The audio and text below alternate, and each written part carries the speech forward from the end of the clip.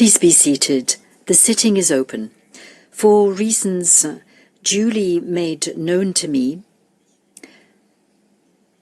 Judges Tomka and Yusuf are unable to sit with us today. The court meets this morning to hear the second round of oral argument of Armenia on the preliminary objections raised by the respondent in the case concerning application of the International Convention on the Elimination of All Forms of Racial Discrimination, Armenia versus Azerbaijan. I shall now give the floor to Mr. Konstantinos Salonidis. Sir, you have the floor.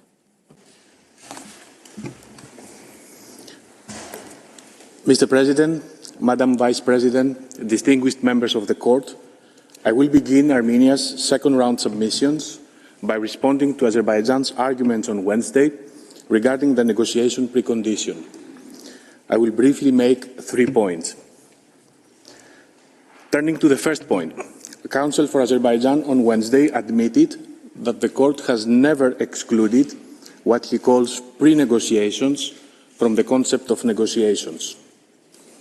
But he argued that such exclusion should be, in his words, the logical consequence of the Court's definition of negotiations.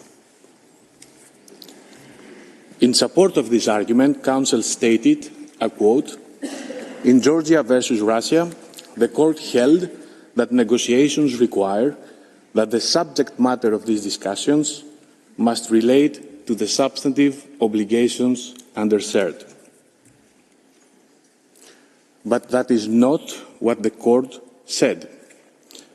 I invite the Court to closely review the Wednesday transcript, which is now on your screens, with the passage I just highlighted in yellow. As the transcript makes clear, only the phrase substantive obligations under CERD falls within quotation marks. The remainder is Council's own representation of the Court's views. Now on your screen is the paragraph from Georgia versus Russia that Counsel cites. It reads in relevant part, I quote, "In the present case, the Court is therefore assessing whether Georgia genuinely attempted to engage in negotiations with the Russian Federation with a view to resolving their dispute concerning the Russian Federation's compliance with its substantive obligations under CERD.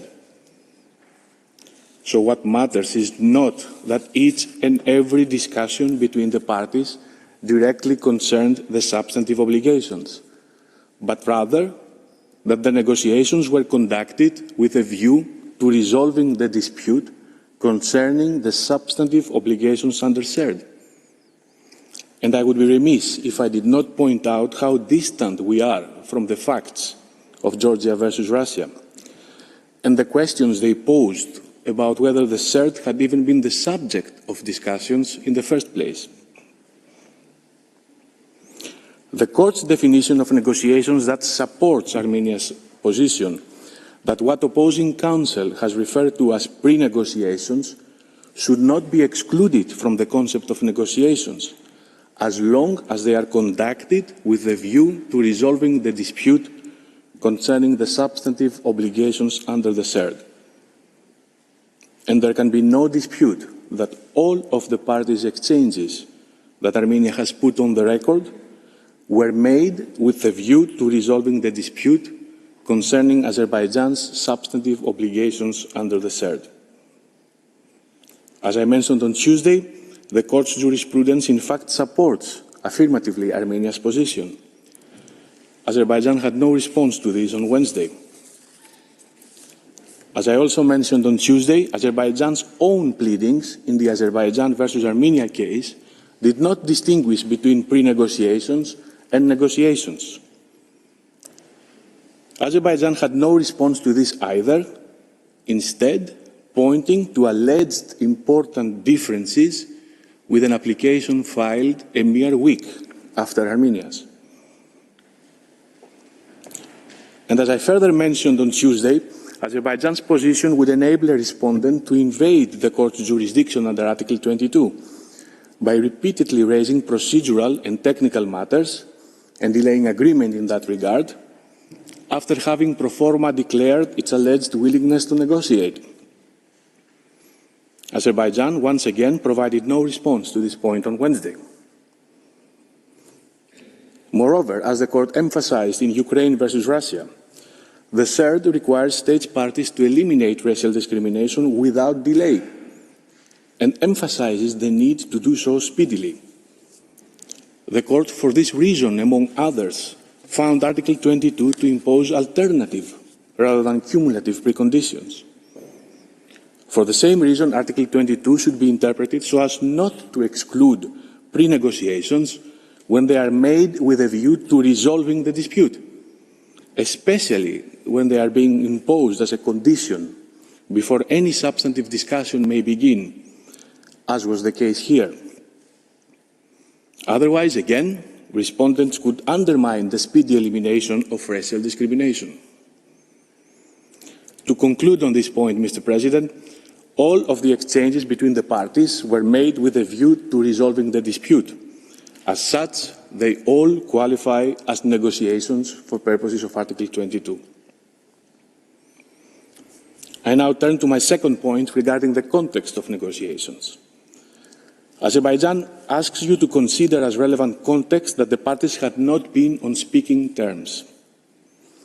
The parties' mutual distrust, however, did not preclude their ability to engage in direct negotiations, nor would it have precluded resolving the dispute if Azerbaijan had any genuine interest in doing so. But the negotiations demonstrated ultimately that there was no reasonable probability of a negotiated settlement. And this is even more so considering the constant aggravation of the dispute by Azerbaijan throughout the course of the negotiations. Azerbaijan argues in that regard, I quote, "Urgency has no bearing on the jurisdictional requirement under SED." But it is very telling that Azerbaijan had no response to the merits of our argument on Wednesday. And since Azerbaijan agrees that the context of negotiation matters, there is no a priori reason to exclude factors such as the urgent risk of irreparable prejudice to rights enshrined in the Convention. This brings me to my third and final point, which is that the negotiations had manifestly become futile by the time Armenia filed its application. Indeed, many of the exchanges that Council for Azerbaijan labels as pre-negotiations were not, as Azerbaijan claims, limited to procedural and technical matters. As I mentioned on Tuesday, starting from its very first letter, Armenia repeatedly asserted its substantive claims, and Azerbaijan, starting from its very first letter, repeatedly rejected them. Moreover, Armenia did consider Azerbaijan's proposals for 2 weeks and explained in the 15 September 2021 meeting why they were not acceptable to it. The negotiations here were thus not unlike those in Ukraine versus Russia, where the court found the preconditions satisfied. What matters the most, as the court noted in the Qatar-Haaqa appeals cases, is that there is no reasonable probability that further negotiations would lead to a settlement, and that was unquestionably the case here. On Wednesday, Council for Azerbaijan highlighted one specific alleged proposal by Azerbaijan. I quote, "Acknowledge that the use of mannequins to depict Armenian soldiers in the military trophies park inflamed tensions between the two states. But I respectfully invite the court again to review the transcript closely. There are two strategic ellipses in this passage. The relevant text from Azerbaijan's proposal is as follows. Acknowledge that the use of mannequins to depict Armenian soldiers in the military trophies park in Baku and ongoing operations in Armenia by certain hate groups have inflamed tensions between the two states." And it goes on. Here is the next sentence. On this last point, I should note, Azerbaijan says, that these two issues are not comparable. The park memorializes the servicemen who were lost in the war. and commemorates the liberation of Azerbaijan's territory after almost 3 decades of unlawful occupation and was never intended to incite anti-Armenian hatred. Professor Murphy showed you on Tuesday what the park in fact memorializes. But for my purposes, Mr. President and distinguished members of the Court, this statement by Azerbaijan was decidedly not a proposal for the amicable settlement of this dispute. It was yet another assertion by Azerbaijan that it is right and Armenia is wrong. For all those reasons, Azerbaijan cannot reduce to a molehill the mountain of negotiations between the parties in this case. Armenia respectfully submits that the negotiation precondition was satisfied, such that Azerbaijan's first preliminary objection must be rejected. Mr. President, this concludes my remarks. I would kindly ask that you give the floor to Professor Karzan to continue Armenia's pleadings. I thank Mr. Salonidis for his statement. J'appelle maintenant à la barre, Monsieur le Professeur. I would not like to call Professor Pierre Dargent to make his presentation. Thank you, Mr. President. Members of the Court, I will confine myself to making just 3 brief introductory remarks on the presentations made by my colleagues. First remark, the points of convergence. At the end of the hearings, the parties agree on the legal test applicable to rule on the ratione materiae objection raised by Azerbaijan pertaining to Armenia's request number 245. These are claims made in the 9th part of its memorial devoted to submissions. Parties also agree that the Convention applies to armed conflict. Furthermore, Azerbaijan has not contested, 1, that ethnic Armenians were a protected group under the Convention, that 2, Armenia's allegations to which it objects concerns cases of direct discrimination and not indirect discrimination by effect. 3, that a difference in treatment based on a ground prohibited by the Convention continues to fall within its scope, even if other grounds not covered by the Convention also exist. And 4, that the same facts can constitute breaches of obligations contained in distinct legal instruments. And then 5, that the Convention does contain legal obligations put forward by Armenia to substantiate its claims. Second remark, although Azerbaijan maintains that at this stage Armenia's evidence should be taken as it stands on their face, its second preliminary objection asks you in reality and in every respect to weigh the evidence, to analyze it, to the point that you have to reject it as being insufficient. If it is insufficient now, it will necessarily be insufficient at the merit stage, even in support of other claims that are not the subject matter of any preliminary objection. So what Armenia is asking you to do is totally inappropriate at this stage. Armenia requests the Court to examine all the evidence for what it is, so as to draw its own conclusions in order to ascertain if the claims that are the subject matter of the preliminary objection are likely to constitute discriminatory practices that violate the Convention. Third remark, as Azerbaijan has declared at the preliminary objection stage, the threshold for jurisdiction ratione materiae to be established is low. It's a low threshold.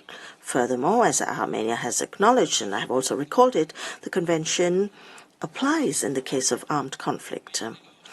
So having no way out in the face of the facts put forward by Armenia, and since it was no longer in a position to contest that the obligations relied on by Armenia to support its claim did indeed fall within the Convention, Azerbaijan has attempted to create confusion and has pulled off a 3-stage sleight of hand.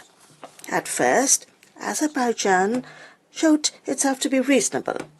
It belatedly amended its ratione materiae objection, So, Armenia's second claim pertaining to abuses committed against ethnic Armenians was chopped up based on two distinctions having no basis in the Convention.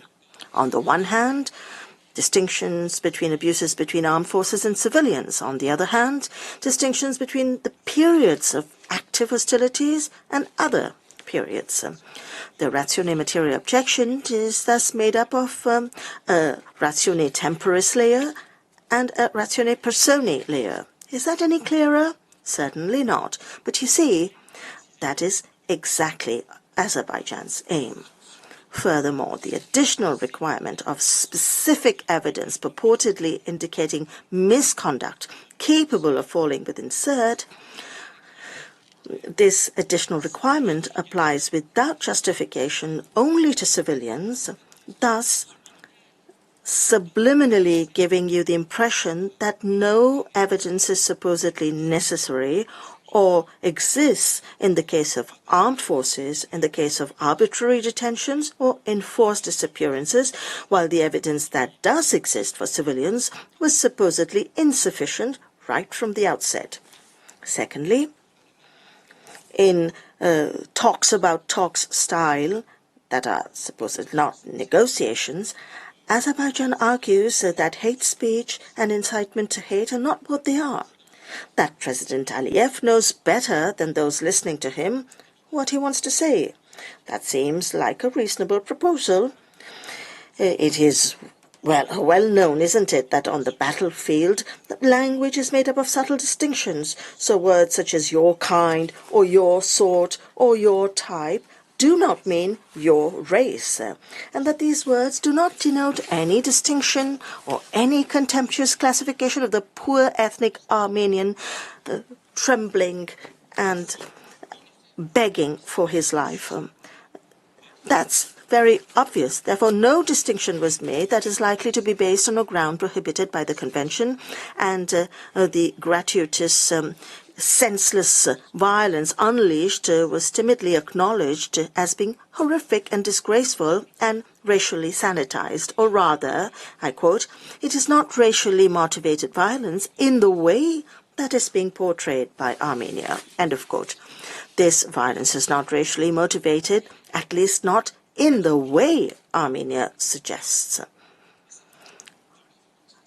And it's true, when it comes to racial violence, it is all in the way. Racism is not racism. Evidence is not evidence. Or even if it doesn't reflect the same thing as Armenia claims. And that is obvious to one and all. Or that this evidence is insufficient. Not only is all this nauseating, all this also is imperceptibly trying to obtain a negative judgment from the court, or is attempting to pre-orient the discussions of the merits regarding evidence, also concerning claims that are not part of any preliminary objection. This is very inadequate at this stage, and I think that the court knows very well what it needs to do, and therefore I will say no more. Thirdly, Azerbaijan has pulled a scarecrow out of its magician's hat. Armenia's claims are supposedly, and I quote, "an unrecognizable and unmanageable series of entirely open-ended claims covering all allegations of unlawful violence against combatants or civilians in the active hostilities phases of an armed conflict." Here we go again. And on top of that, this time there's a shoehorned argument. To agree to hear Armenia's claim would open the court's doors without limits. It would denature the convention. It would allow all armed conflicts and future wars that will tear humanity apart to be brought before the court in their entirety under the guise of the convention. Mr. President, members of the court, it is totally wrong to suggest that Armenia has submitted all aspects of the armed conflict between the parties to the court. Most of the military operations during the 44-day war and other previous clashes are not the subject matter of Armenia's request in any way and are not described in its memorial. Armenia has never contended that military losses inflicted on it by Azerbaijan during operations and military engagements in compliance with IHL 4 under the convention merely due to the ethnic origin of its victims, of its loyal combatants. It has never been the case and it will never be Armenia's claim. There was quite a bit of talk about prisoners of war. Armenia, in this case, is not claiming that Azerbaijan held prisoners of war, and it's not complaining about that. What Armenia is complaining about is that Azerbaijan did not take prisoners of war when it should have, and that instead its armed forces shot poor ethnic Armenian combatants down like dogs outside of combat. Or that after taking them prisoner, Azerbaijan mistreated them during their detention or held them well after cessation of hostilities or made them disappear again long after the active phase of hostilities. And Armenia contends at this stage of the proceedings, given the specific nature of this bitter ethnic conflict, given the hate speech spread at all levels of power and in Azerbaijan society, and given all the specific evidence provided in its memorial, and recalled by my colleagues that these claims, as Armenia suggests, were indeed likely to constitute breaches of the convention, irrespective of whether these facts might also be unlawful on another ground. I will now turn to allegations relative to indiscriminate bombing of civilian residential areas using cluster bombs and other indiscriminate weapons against the civilian population. Azerbaijan considers that claims related to these facts do not fall under the provisions of the Convention. Armenia believes, on the contrary, that the deaths that occur during these indiscriminate bombings and that are largely documented are perfectly capable of constituting discriminate differential treatment prohibited by the Convention. Why? Because the areas targeted indiscriminately and without any military objective were exclusively populated with ethnic Armenian civilians. Because when Azerbaijan wants to attack in a discriminate manner Armenians' identity, that is to say its cultural heritage, it also does so deliberately and without the slightest hesitation. Evidence of this has been known to the court since the first hearing for the indication of provisional measures. I would like to recall that the cavalier declaration made by President Aliyev to BBC that the double bombing of the Saint Gazan-Shatsos Cathedral of Sushi could have been accidental was proven wrong following ballistic analysis. Because massive attacks on the civilian population had been announced at the highest level as part of a strategy. You can see it as a footnote of our memorial, that it was part of a deliberate strategy aimed at terrorizing ethnic Armenians, because in fact these attacks took place against a backdrop of racist discourse. Now, wouldn't all this constitute violence based on a distinction on a ground prohibited by the Convention? Madam, members of the court, I think that one would have to be blind not to see this and deaf not to hear this. Mr. President, members of the court, Madam Vice President, thank you very much for your attention, and with your permission, I would now like to ask you to ask Professor Mercy to make his presentation. Sir Sean Murphy, the floor.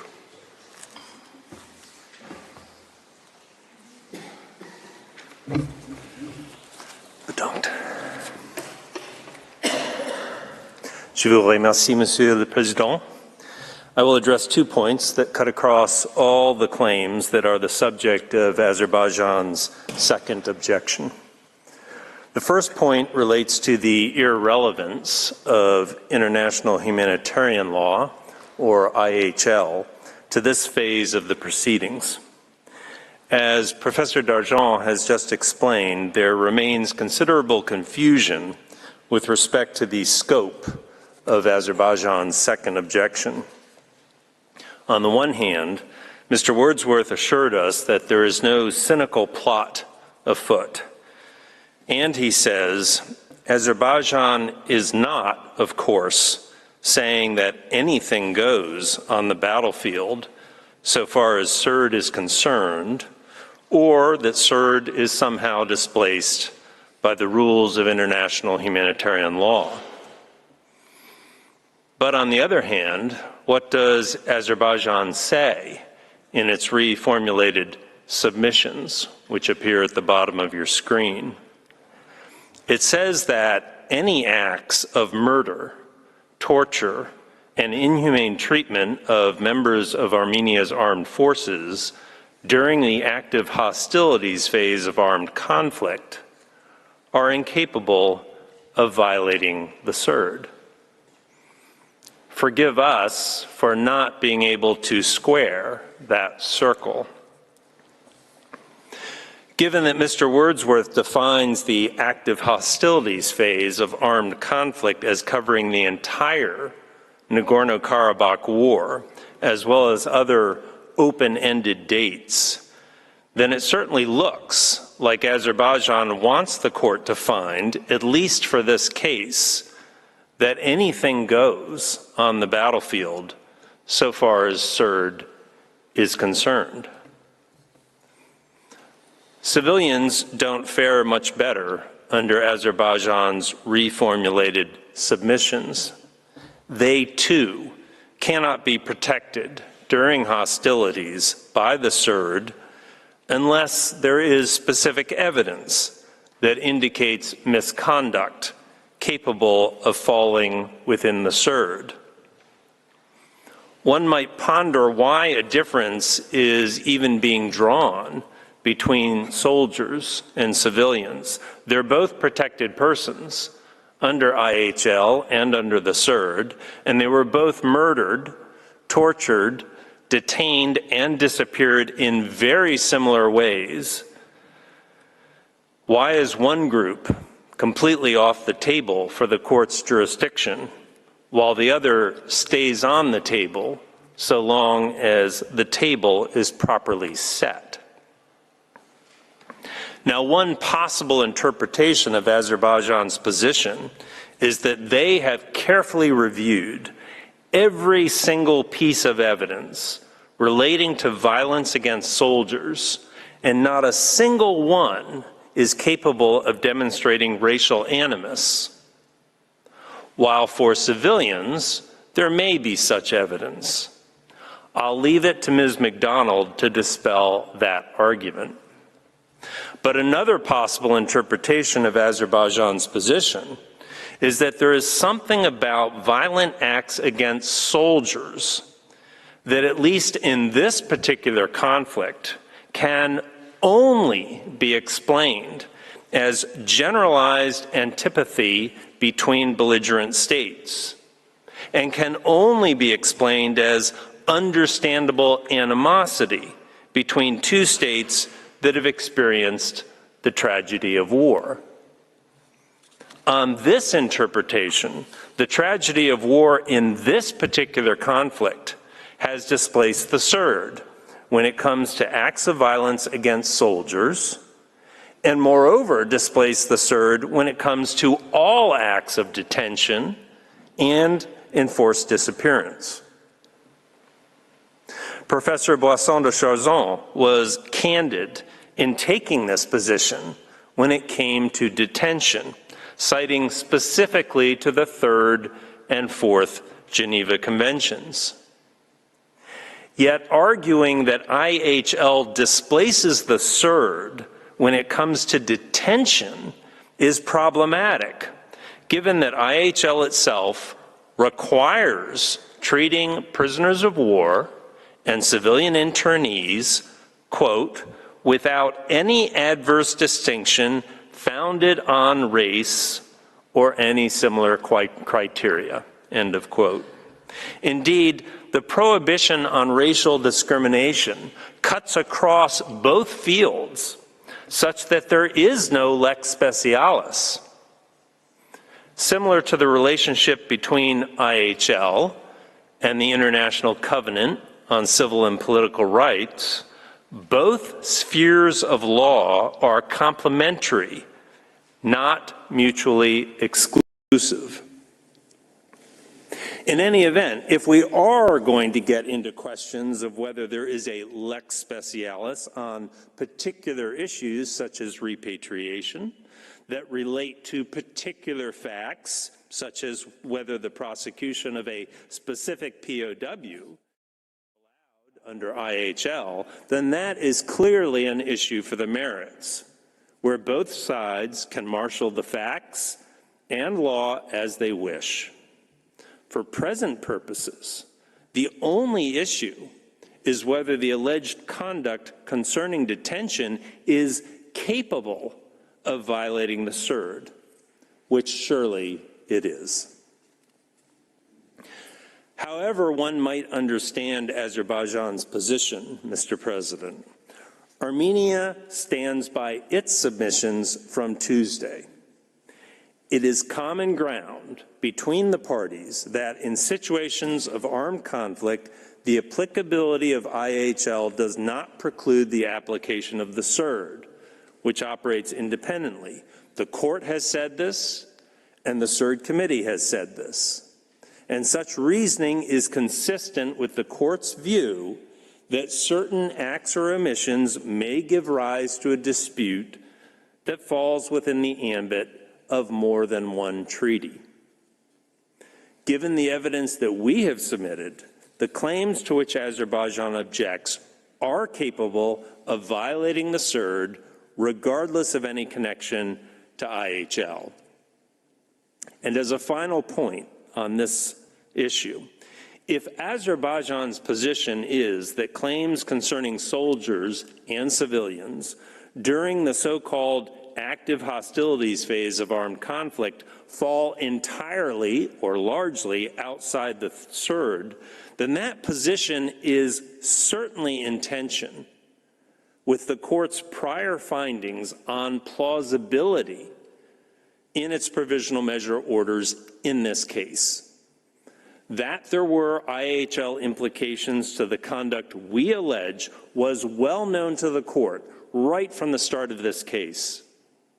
But the court did not see IHL as an obstacle when finding it plausible that CERD rights were at issue concerning soldiers and civilians caught up in hostilities. Mr. President, members of the court, I turn to my second point, which is that Azerbaijan cannot avoid the implications for this jurisdictional phase of the widespread ethnic hatred that it promotes and condones. Azerbaijan's principal gambit on Wednesday seems to have been to pivot away from saying that general Armenophobia is essentially irrelevant for this phase of the proceeding, to saying that it's the only evidence that Armenia has, and moreover, such evidence does not demonstrate ethnic or racial animus. As such, according to Azerbaijan, the second objection prevails. The first problem with that argument is that, as I stated Tuesday, Armenia has presented abundant, direct evidence of the racial motivation behind each and every claim it has asserted. Mr. Wordsworth boldly claimed that my statement was plainly wrong, but then he didn't tell us why it is wrong. Indeed, Azerbaijan has been relatively silent in scrutinizing all the evidence that we have placed before the court, as the speakers that follow will explain. Rather, Azerbaijan seems content to poke at random pieces of evidence while desperately advancing last-minute translations that do not bear up under scrutiny. A further problem is that Azerbaijan's efforts to discount the evidence of general Armenophobia make little sense.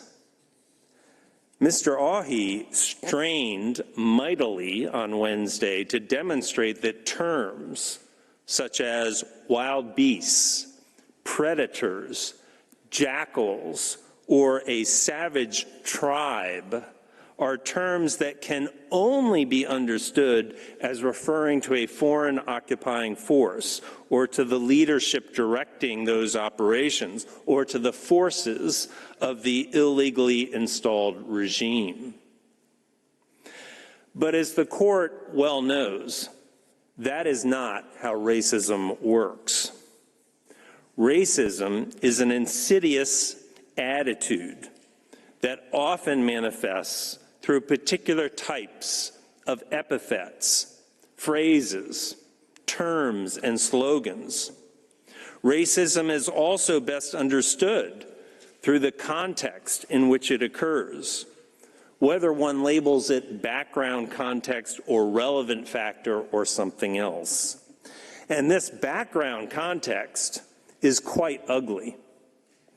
I will not take the court through all the statements made by President Aliyev that were raised by Mr. Ahi on Wednesday, which are, after all, a mere fraction of our evidence.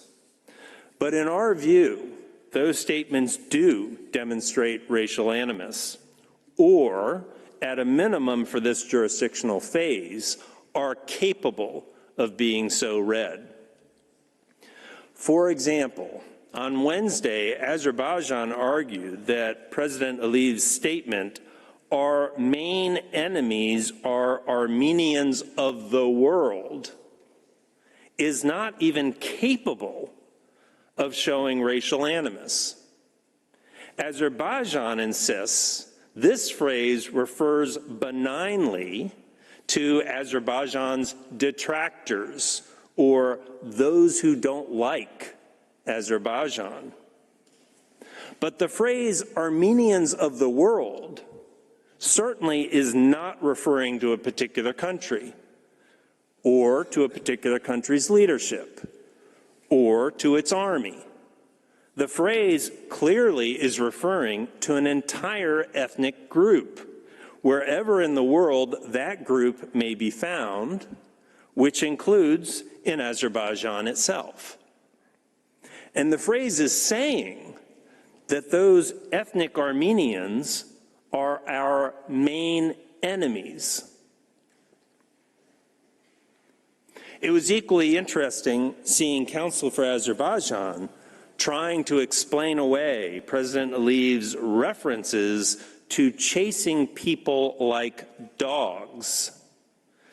Here, too, the assertion this week is that dogs can only be understood as referring to the leaders of Armenia or of Nagorno-Karabakh, even though last year Azerbaijan conceded in its written objections that the term has a possible ethnic dimension.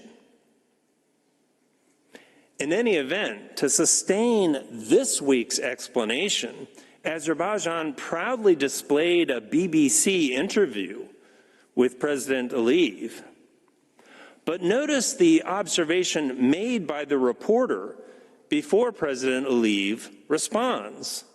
The BBC reporter observes, "You have very recently said, and I am quoting you here, if they do not leave, we will chase them like dogs. Now that's hardly the kind of statement that would make people feel safe." Clearly, the interviewer did not think that dogs was just a clever way of referring to the leaders of Armenia or of Nagorno-Karabakh.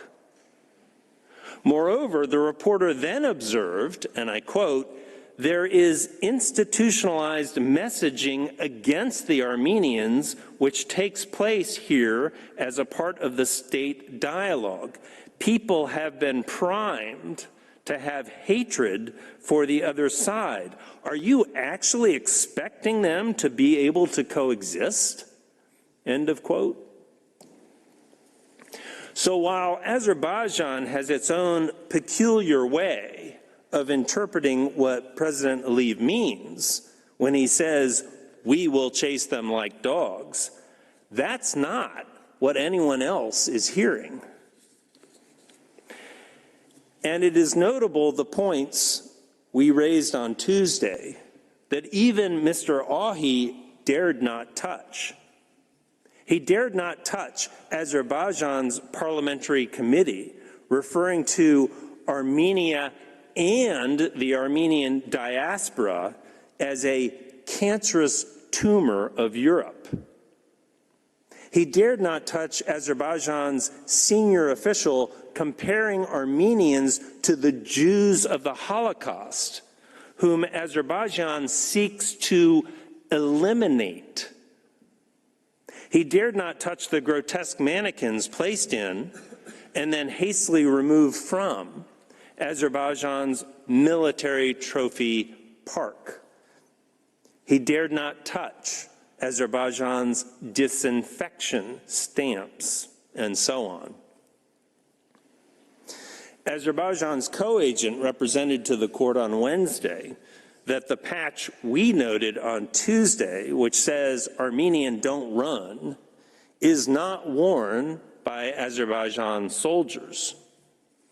That's the first time we've heard such a denial, notwithstanding our having raised this patch as being worn by Azerbaijan soldiers in both our January 2023 memorial and at the October 2023 provisional measures hearing.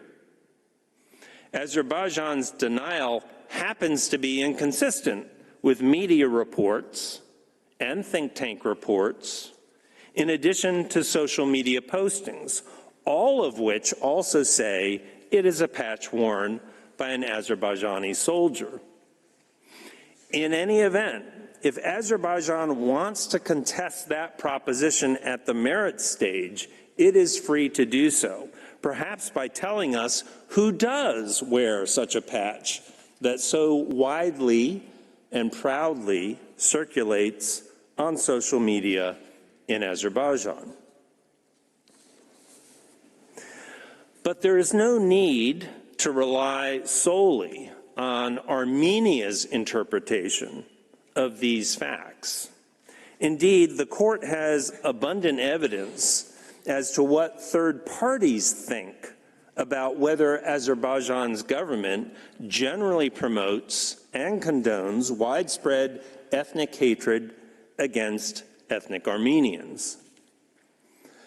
The Council of Europe's Advisory Committee on the Framework Convention for the Protection of National Minorities does not accept Azerbaijan's interpretations of its government statements.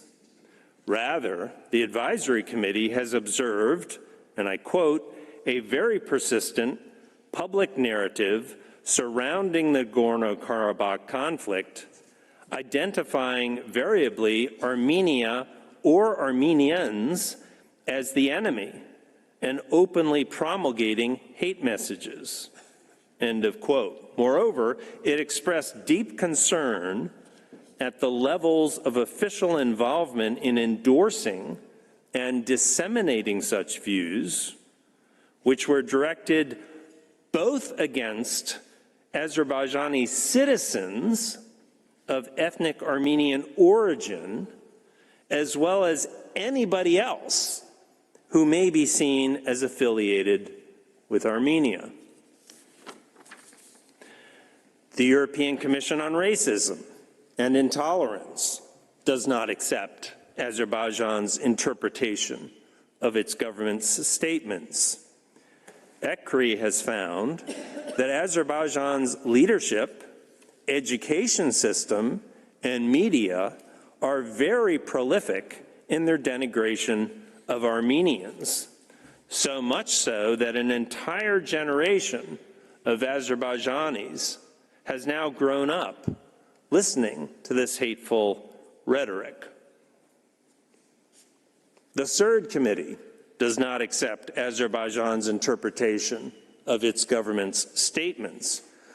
Rather, as you will see on the screen and at tab 2 of your judge's folder, at paragraph 27, the committee has expressed concern at the repeated and unpunished use of inflammatory language by politicians speaking about the Nagorno-Karabakh conflict and at its adverse impact on the public's view of ethnic Armenians in Azerbaijan.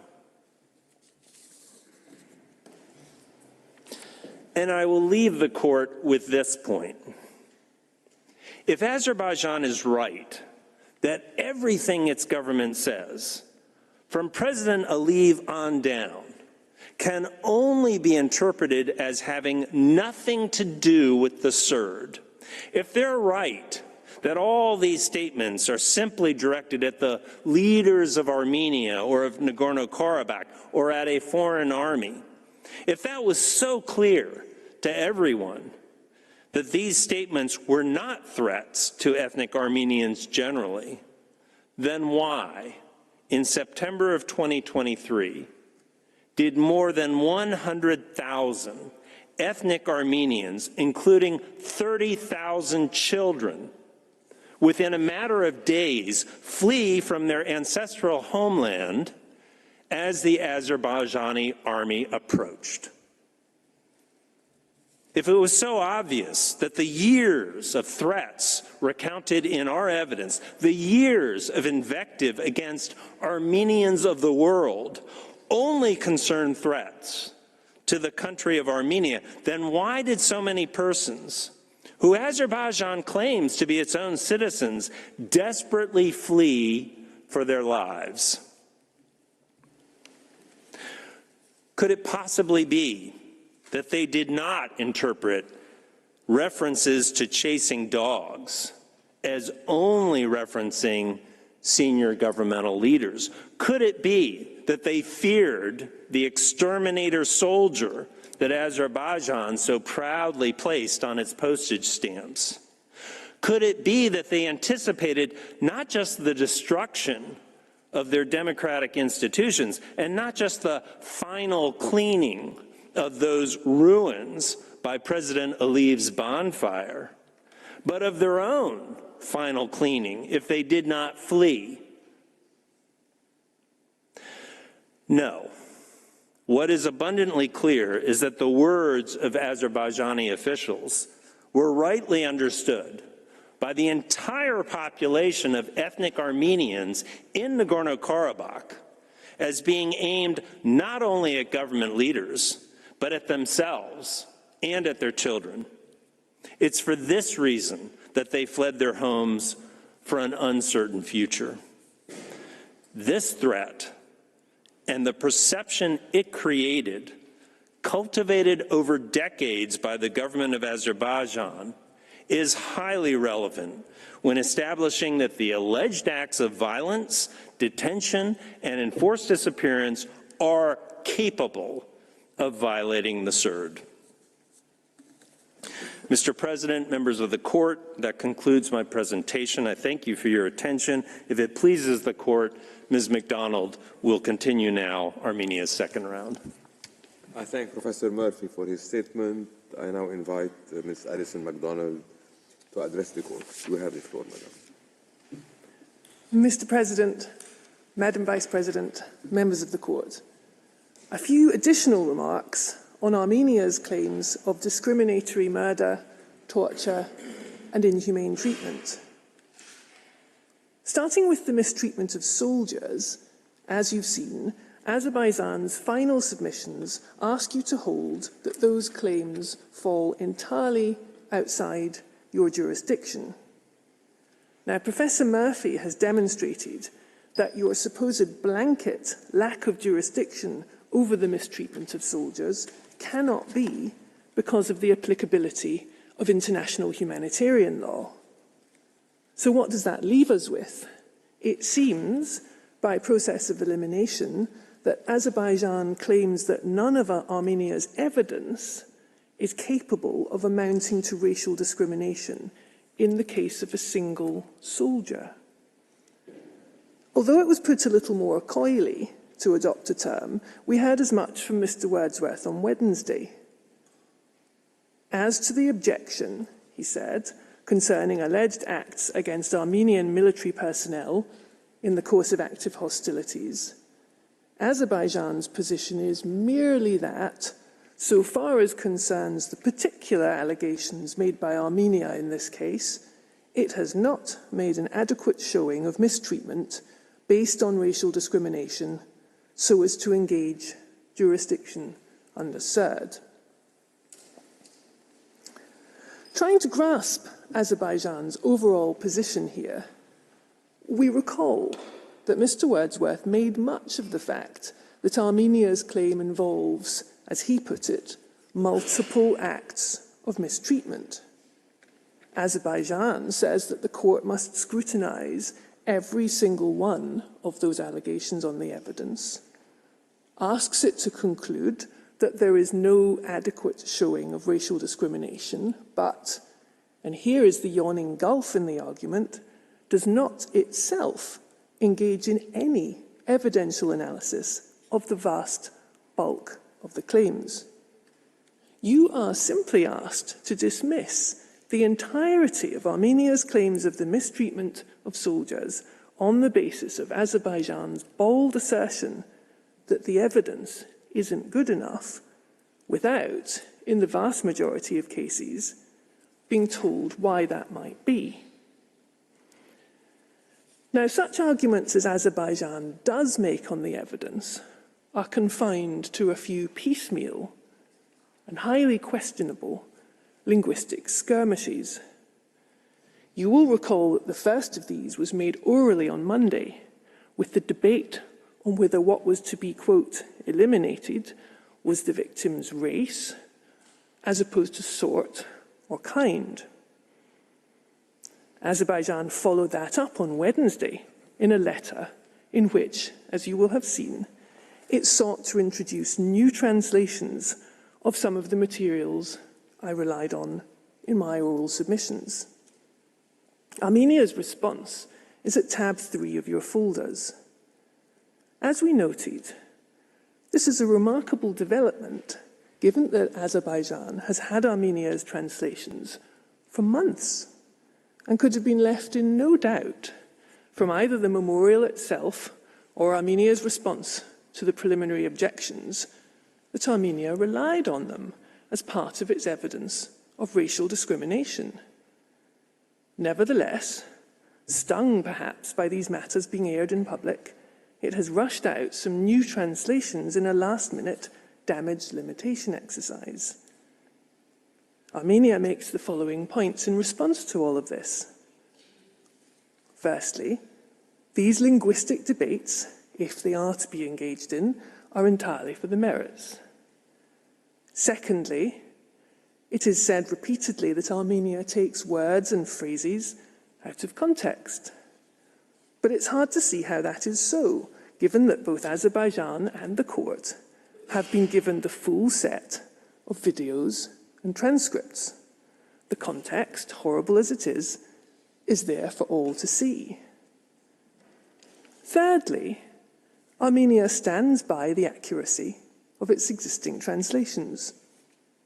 So, for example, you may recall that I referred to a video in which captured ethnic Armenians, begging not to be harmed, are told that they will be begging a lot and referred to as you, the disgraceful people.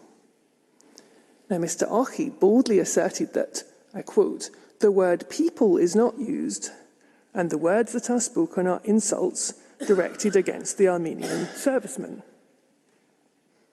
Armenia stands by its translation and the use of the word people, and it's no answer, in any event, to say that the words are insults being directed against the Armenian soldiers. Of course they are insults, and of course they are being directed at the captive soldiers. The question is whether, on the evidence, the whole treatment of those people is capable of amounting to racial discrimination.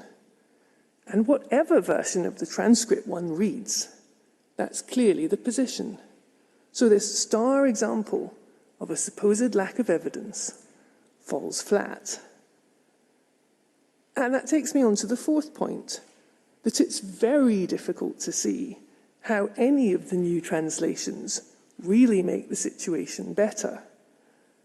Armenia's letter from Wednesday provides a red line version showing the edits that Azerbaijan has made.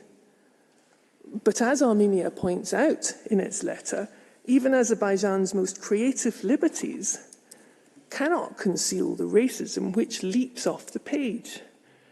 And ironically, its, quote, corrections introduce additional racially charged language, such as including the familiar trope, son of a dog. And incidentally, we've still heard nothing from Azerbaijan as to how the frequent use of dog and cognates, including mangy jackal, is consistent with its blanket jurisdictional objection when Azerbaijan itself has acknowledged that the term has a, quote, possible ethnic dimension. Finally, a brief word on civilians. Azerbaijan's final submission asks you to declare that you lack jurisdiction over any civilian mistreatment except with respect to any allegations which Armenia has particularized with reference to specific evidence purportedly indicating misconduct capable of falling within CERD. Now, what does specific evidence mean here?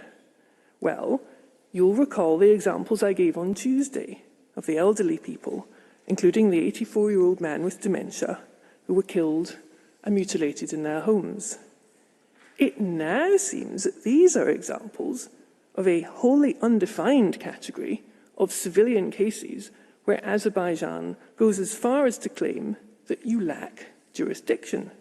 We saw this from Mr. Wordsworth's submissions.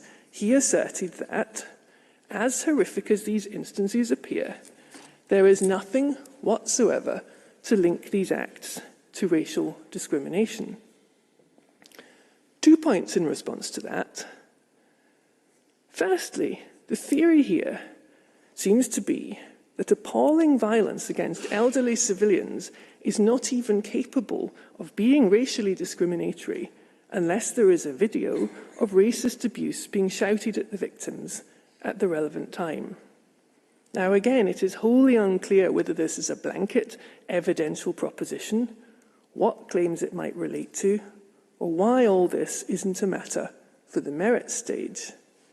In any event, the proposition with respect sets an absurdly high threshold for identifying acts capable of amounting to racial discrimination. Secondly, none of Azerbaijan's attempts to explain away these soldier cases could conceivably apply here. The heat of battle argument cannot apply to frail elderly people and the many other civilians who were harmed. These people cannot possibly be mistaken for soldiers, let alone for the Nagorno-Karabakh leadership to whom, it is claimed, the hostility of President Aliyev and those below him is confined. Is the court being asked to rule that pure political or nationalist rivalry between Azerbaijan and Armenia explains, to the exclusion of any possible ethnic motivation, murders such as these? In Armenia's submission, none of Azerbaijan's arguments here come close to addressing the abundant evidence before you. Mr. President, members of the court, that concludes my response on why Armenia's claims of violent mistreatment should proceed to the merits. I thank you for your attention and invite you to call upon Mr. Klingler. I thank Ms. Alison MacDonald for her statement. I now invite Mr. Joseph Klingler to take the floor. You have the floor, sir. Thank you. Mr. President, Madam Vice President, members of the court, I will briefly address Azerbaijan's objection to Armenia's claims concerning arbitrary detention once again. I begin by noting 6 points that Azerbaijan did not dispute on Wednesday afternoon. First, Azerbaijan did not dispute that the prohibition of arbitrary detention extends through all stages of the judicial process, from the initial detention through to the trial, judgment, and sentencing. Second, Azerbaijan did not dispute that if ethnic Armenians have, on the basis of their ethnicity, been deprived of due process or other fair treatment linked to their detention at any point during their detention, then they have been arbitrarily detained in violation of the CERD. Third, Azerbaijan did not dispute that a discriminatory measure based on a prohibited ground may simultaneously have other objectives and still be capable of constituting a breach of the CERD. Fourth, Azerbaijan did not dispute the existence of numerous first-hand testimonies of ethnic Armenian detainees recounting how they were beaten, coerced into making confessions, and otherwise deprived of their due process rights. Fifth, Azerbaijan did not dispute the existence of first-hand testimonies that link due process violations with what Armenia submits are unequivocal expressions of racial hatred and other racially motivated abuse, the specific terms of which Azerbaijan did not challenge at all. And finally, Azerbaijan did not dispute that many of those it detained were elderly and disabled civilians from Nagorno-Karabakh who did not participate in the hostilities and whom Azerbaijan considers to have been Azerbaijani citizens itself. We respectfully submit that these facts alone are sufficient to dismiss Azerbaijan's objection. By any standard, first-hand evidence indicating that ethnic Armenians were deprived of their due process rights because they are ethnic Armenians is capable of establishing a breach of the CERD. I turn now to certain points that Azerbaijan did address. Much of Azerbaijan's argument on Wednesday appeared to be dedicated to the rather extraordinary proposition that the court must decide on Armenia's claim of arbitrary detention only by reference to the law applicable in times of armed conflict and not by reference to the provisions of the CERD. Professor Murphy has already shown why this is wrong, that Armenia's position is decidedly not, as Azerbaijan's counsel suggested, that it is enough to transform an allegation into a claim under the CERD simply because a detained person belongs to a particular ethnic group. But it is enough to put forward evidence that is capable of establishing that ethnic Armenians have been deprived of due process on the basis of their ethnicity. And as I have already explained, that is exactly what Armenia has done. In response to the overwhelming evidence of due process violations Armenia has presented, on Wednesday, Azerbaijan could largely only repeat its previous arguments, not just from Monday, but also from more than 2 years ago.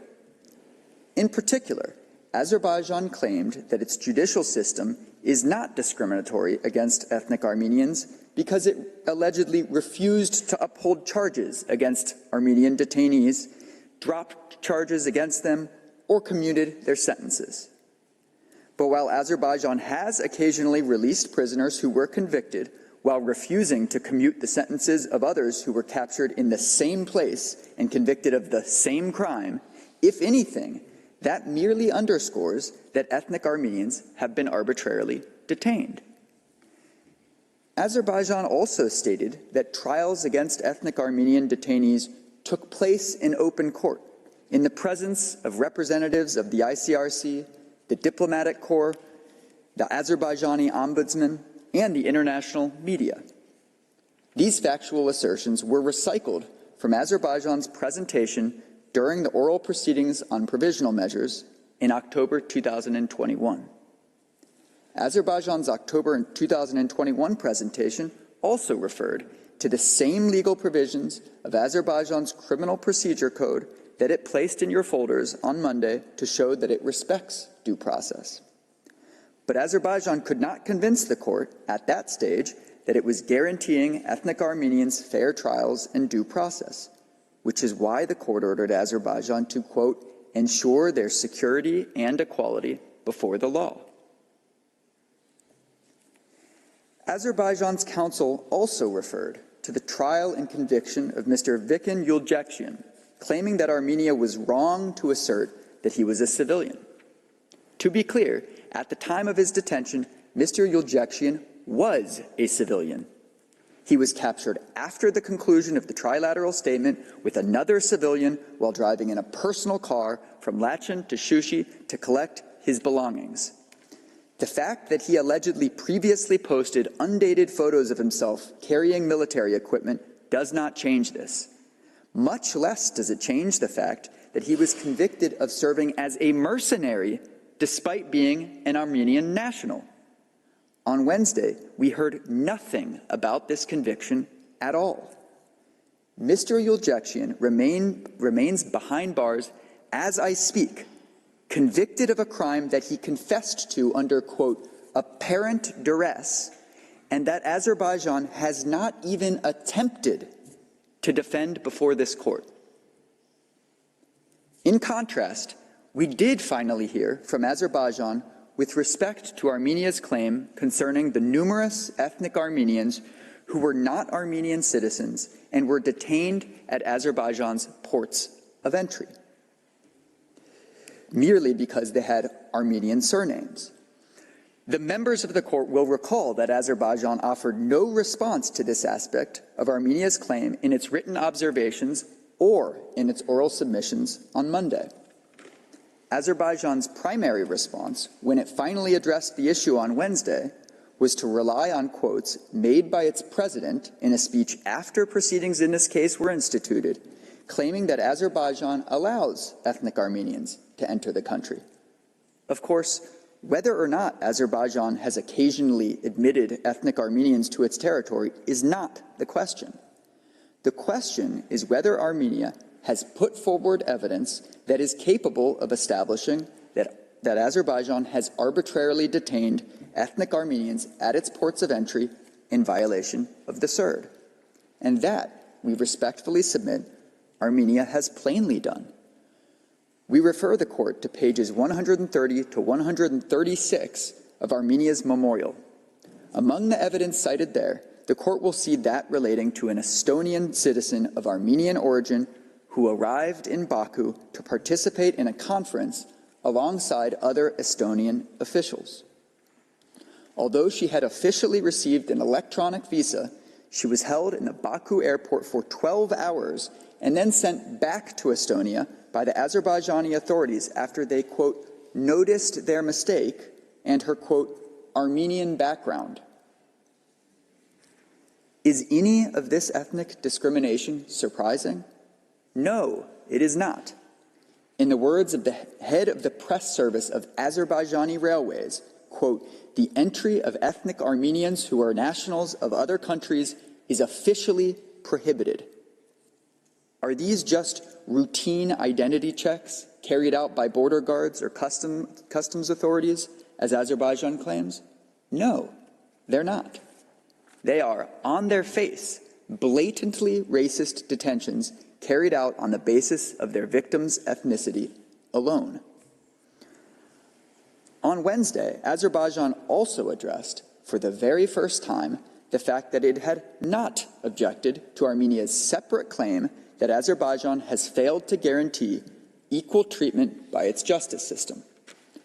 As Armenia explained on Tuesday, if Armenia's claims of unequal treatment in its justice system fall within the CERD, then Armenia's claims of discriminatory detention predicated on unequal treatment in the justice system must fall within the CERD as well. How did Azerbaijan attempt to circle this square? By claiming, for the first time, that it objects to aspects of the court's jurisdiction over Armenia's separate claim concerning Azerbaijan's failure to guarantee equal treatment by its justice system as well. Of course, on Wednesday, Azerbaijan's counsel made no mention of the fact that her colleague had stated just minutes before that Armenia's claims concerning the, quote, withholding of civil and political rights are, quote, recognizable as matters capable of falling under the CERD.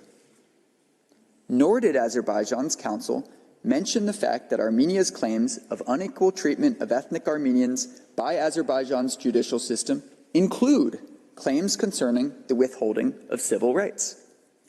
Can it really be said that Armenia's claims of unequal treatment of ethnic Armenians by Azerbaijan's justice system fall within the CERD, except where they concern ethnic Armenians who have been arbitrarily detained? Once again, Azerbaijan has not offered any reason why the court should accept such a counterintuitive point. Azerbaijan's counsel finally claimed on Wednesday that the court cannot rely on so-called reports of general content, which do not constitute first-hand evidence. Well, counsel did not identify which reports she meant, but many of the reports I referred to on Tuesday were based on interviews and first-hand testimonies of returned ethnic Armenian detainees. They are very much reliable for that reason alone. This concludes my presentation. I thank you once again, Mr. President and members of the court, for your kind attention, and I ask that you call Professor Sicilianos to the podium. I thank Mr. Klinger for his statement. I now invite Professor Linus Alexander Sicilianos to take the floor. You have the floor. Mr. President, Madam Vice President, distinguished members of the court, I shall present Armenia's rebuttals on the third and last strand of Azerbaijan's ratione materie objection, namely Azerbaijan's objection to Armenians' claims concerning Azerbaijan's enforced disappearances of ethnic Armenians. I shall also offer some comments on the importance and relevance for the present proceedings of the concluding observations of the Third Committee and of the findings of other UN human rights bodies and special rapporteurs, which has been challenged by Azerbaijan's presentations in the last few days. Azerbaijan cannot dispute that the prohibition of enforced disappearance is encompassed within Article 5's broad and non-exhaustive guarantee of the equal enjoyment of all human rights. The prohibition of enforced disappearance is a rule of customary international law, if not jus cogens, and when it involves racial discrimination, it breaches the CERD. Azerbaijan cannot dispute the concrete evidence that Armenia has presented concerning both servicemen and civilians of ethnic Armenian origin who are believed to have been in Azerbaijan's custody and have either been murdered without the circumstances of their death acknowledged by Azerbaijan or remain missing until today. To be clear, with respect to both categories of enforced disappearances I just mentioned, Armenia refers specifically to those who are known to have been in Azerbaijan's custody, contrary to what Professor Boisson de Chajourne suggested. Moreover, Armenia has also put forward clear evidence that Azerbaijan has repeatedly obstructed searches for and repatriation of the remains of ethnic Armenians in territories under its control. In this regard, Azerbaijan repeatedly relied on its repatriation of more than 1,700 bodies to Armenia following the 44-day war, but does not explain why this is relevant to those ethnic Armenians who were last known to be in Azerbaijan's custody, but whose fates remain unknown today. Finally, Armenia's evidence shows that Azerbaijan has also concealed the fates of ethnic Armenians who were forcibly disappeared following the submission of Armenians' memorial. Counsel for Azerbaijan did not contest such evidence. Mr. President, what is striking is Azerbaijan's complete failure to challenge the palpable ethnic element of discrimination in all the above cases, many of which are documented by video footage. That element is even more visible in numerous cases of completely inoffensive civilians, including elderly people up to 90 years old and persons living with disabilities, who were the last to flee due to their age and yet were subjected to enforced disappearance by Azerbaijan. Again, Council for Azerbaijan did not give any explanation how the subjection of these individuals to enforced disappearances could be based on any grounds other than ethnic hatred. Yet Azerbaijan somehow claims that there is no specific evidence of differential treatment based on ethnic origin concerning Azerbaijan's practice of enforced disappearance of ethnic Armenians. To be clear, the question whether there is a practice or practices of enforced disappearances based on existing evidence is an issue to be examined at the merits. This is therefore a transparent attempt to deflect from the weaknesses of Azerbaijan's objection at this stage and the central issue to the court's consideration, namely the ethnic dimension that Armenia has amply shown. I come now to my second point, namely the relevance and importance of Third Committee concluding observations and findings of other prominent UN experts and special rapporteurs. Armenia has extensively invoked the findings of the Third Committee in its concluding observations of 2022, in which the committee examined almost all claims of Armenia in its memorial concerning a period including the 44 Days War. Yesterday, we heard from Professor Boisson de Sajourne that such concluding observations should be disregarded by the court. Comme il a été mentionné lundi dernier, les observations du dit comité ne sont pas d'assistance à la Cour afin d'établir sa compétence en vertu de la sièdre. This is in stark contrast with the opening statement of Mr. Mamadov, the agent of Azerbaijan in this case, in Geneva in 2022, during those same committee proceedings which resulted in the adoption of the aforementioned concluding observations. I quote Mr. Mamadov, "We highly appreciate the dialogue with the committee, which significantly contributes to our efforts for overcoming existing challenges and making further progress. The Republic of Azerbaijan considers the interactive dialogue with the committee as a significant mechanism for monitoring and reviewing actions taken by the government to fulfill its obligations under the Convention." End of quotation. As it is well known, the concluding observations of UN human rights treaty bodies in general, and of the Third Committee in particular, are the corollary of the whole process of examination of states' reports, which includes a 6 hours constructive dialogue with the state delegation and considers a broad range of contributions by a variety of independent stakeholders, including other international bodies and institutions, as well as NGOs contributing first-hand information and testimonies. It is true that the concluding observations are not judicial decisions. They are adopted in a specific framework, and as Mr. Mamadov observed, they claim at helping states to fulfill their commitments under the Convention. However, when a committee expresses deep concern about a series of acts or omissions of the state under examination, as the Third Committee did in relation to Azerbaijan in 2022, this is a very alarming sign addressed to the state in question based on multiple converging sources. The court places high importance on UN treaty bodies' findings of facts and law in its judgments and advisory opinions. As the court explained in relation to the Diallo case, although it is in no way obliged in the exercise of its judicial functions to model its own interpretation of the Covenant on Civil and Political Rights on that of the Human Rights Committee, it believes that it should ascribe great weight to the interpretation adopted by this independent body that was established specifically to supervise the application of that treaty. Similar considerations apply to the other treaty bodies, including the Third Committee. Let me recall the main findings of the Third Committee concluding observations in relation to the preliminary objections of Azerbaijan, which you can see on your screen.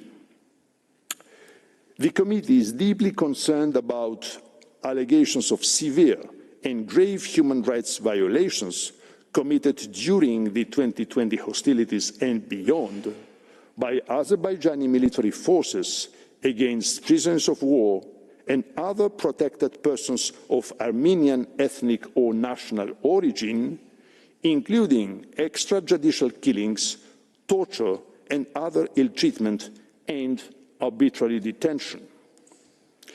The invitation to the court to simply disregard the findings of the specialized treaty body on issues of racial discrimination concerning a significant part of the period and context related to Armenia's application is most surprising. Azerbaijan is inviting the court to consider that the findings of the Third Committee do not even pass the threshold of the preliminary stage of proceedings. This would constitute a serious blow to the authority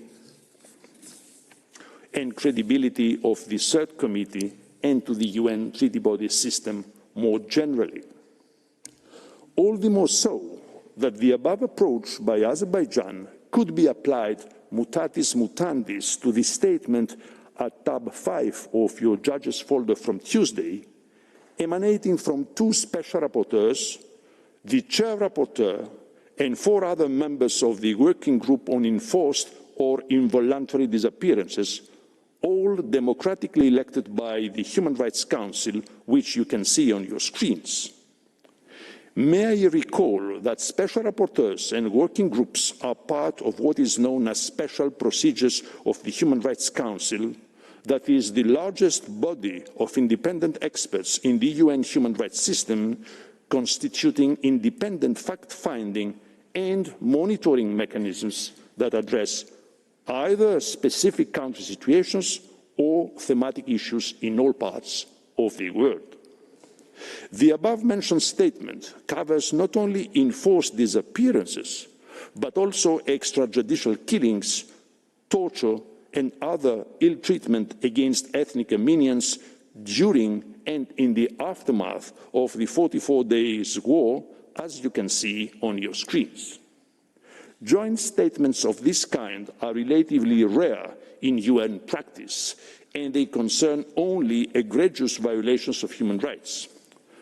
Azerbaijan's logic of summarily disregarding such statement would inflict yet another blow to the UN human rights protection system. By way of conclusion, let me reiterate that the enforced disappearances of ethnic Armenians fall within the scope of application of the Third. This claim is corroborated by the findings of the Third Committee, as is the case with all of Armenians' claims which have been the subject of Azerbaijan's preliminary objections. The same observation goes mutatis mutandis for the findings of the UN Special Rapporteurs and the members of the UN Working Group on Enforced or Involuntary Disappearances. Mr. President, members of the Court, this concludes my presentation.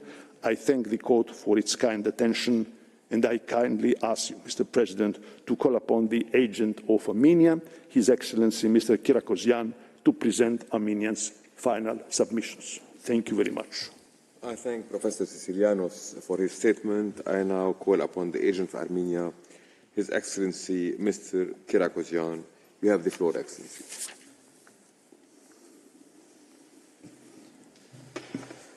Mr. President, Madam Vice President, members of the Court, it is an honor to appear before you once again this week. I will be brief. This week, Azerbaijan failed to respect the clearly circumscribed limits of the preliminary objections phase. It disregarded the legal standards clearly established by the court's jurisprudence, and it distorted Armenia's factual evidence. But Azerbaijan's tactic has failed. Its stance is not conducive to good administration of justice. As Armenia's Learned Council demonstrated this week, Armenia genuinely attempted to negotiate its claims under the CERD, but to no avail. Armenia thus fully complied with the negotiation precondition of Article 22 of the CERD. Moreover, all of the Armenia's claims fall squarely within the material scope of the CERD. Azerbaijan's racist violence, arbitrary detention, unenforced disappearances perpetrated against ethnic Armenians are plainly capable of falling within the CERD. As you saw this week, these horrific practices are anathema to promise undertaken by all state parties to the CERD to, and I quote, adopt all necessary measures for speedily eliminating racial discrimination in all its manifestations and forms, and to prevent and combat racist doctrines and practices in order to promote understanding between races and to build an international community free from all forms of racial segregation and racial discrimination. End of quote. The court has before it all the necessary elements to easily dispense with Azerbaijan's objections. Armenia looks forward to continuing its pursuit of accountability in the proceedings on the merits, and reconfirms its dedication to resolve this dispute peacefully and in a manner that honors both the letter and spirit of international law. In accordance with Article 60, Paragraph 2 of the Rules of the Court, I will now read out the Republic of Armenia's final submissions. The Republic of Armenia respectfully requests that the Court, A, reject the first preliminary objection raised by Azerbaijan, and B, reject the second preliminary objection raised by Azerbaijan, or, in the alternative, decide that Azerbaijan's second preliminary objection does not possess an exclusively preliminary character. Before concluding, I wish to express my gratitude to the Registry and its staff for their kind assistance in these proceedings, to the interpreters for their hard work, and finally, Mr. President, members of the Court, thank you for your attention and serious consideration of the parties' submissions this week hearings. Thank you. I thank the agent of Armenia for his statement. The Court takes note of the final submissions which you have just read on behalf of your government. Ainsi s'achève la présente série d'audiences. Je tiens à remercier les agents, conseils, avocats des deux parties pour leurs interventions. Conformément à la pratique habituelle, I shall request both agents to remain at the Court's disposal to provide any additional information the Court may require. With this proviso, I declare closed the oral proceedings in the case concerning application of the International Convention on the Elimination of All Forms of Racial Discrimination, Armenia versus Azerbaijan, on the preliminary objections raised by the respondent. The Court will now retire for deliberation. The agents of the parties will be advised in due course as to the date on which the Court will deliver its judgment. Since the Court has no other business before it today, the sitting is declared closed.